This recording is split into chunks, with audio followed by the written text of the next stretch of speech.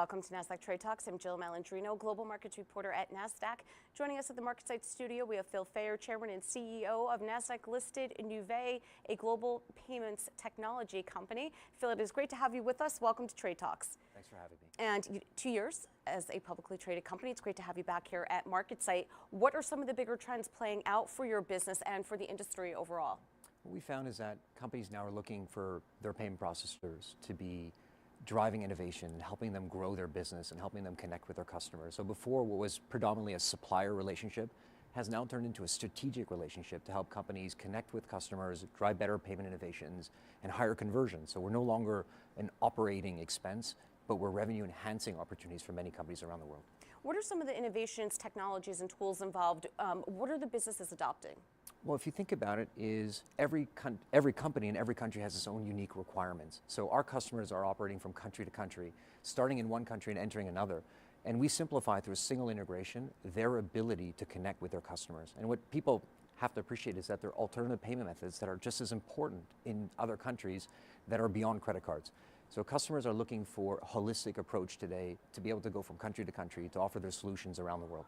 So what about different markets around the world? Because to your point, with local markets that are in country, there are differences between what you need locally and what international clients need. So how does your team manage that? Totally. Well, I think it starts with what does a customer prefer to pay? What is normal for them to engage with at the checkout process? So beyond credit card, local alternative payment methods are critical there, currencies that they understand, and help drive greater conversions. But after that, it's simplifying the technology stack so they have one provider, not hundreds if they're operating in countries, simplifying the reconciliation and driving efficiencies around the back office and reconciliation so that our customers and customers in general, these are the businesses, could focus on growing their business. What are some of the key considerations that enterprises need to focus on considering the volume that's being transacted these days? I think the first is better authorization rate, better experience, because the more you authorize, even if it's a 0.5% or 1%, it's a 1% growth on revenue. So it's really important to focus on the customer experience at the checkout and thereafter simplifying your back office so that you can operate as profitably as possible.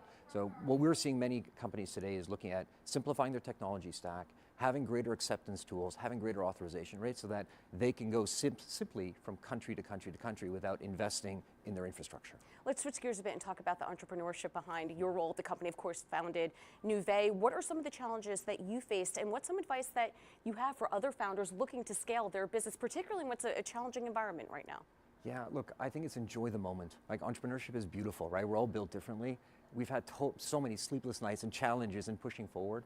But I would tell you the greatest inflection point for me was finding good partners. You know, good investors, good partners, and then building a team of rock stars, because the world is large and there's so much opportunity. In our case, it was good people around the table, always looking at what is possible and not what's impossible, and go heads down, execute, be humble.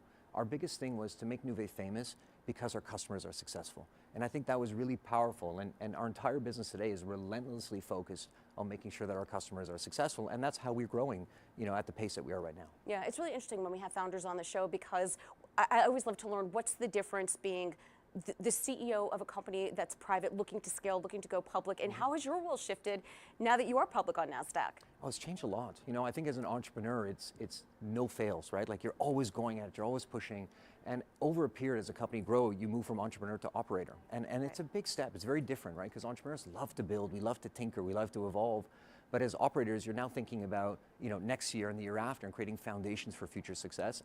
But it's something that's really important, and I think as everyone, as you get into the business, is the office of CEO is really special, right? Because you have so much influence on so many people's lives, both your customers and your employees, and you grow with it. And I think that's what's the beauty of the journey of starting as an entrepreneur, becoming an operator, and growing your business, and building a team that's something that is bigger than you, right? It's something that it's driven by passion, but it evolves into, I think, commitment to the industry, to the employees, and to the mission that you have in it. So even as a CEO at the highest level, you're learning something new every day. All the time. And if you're not, you shouldn't be there anymore, right? Because markets change.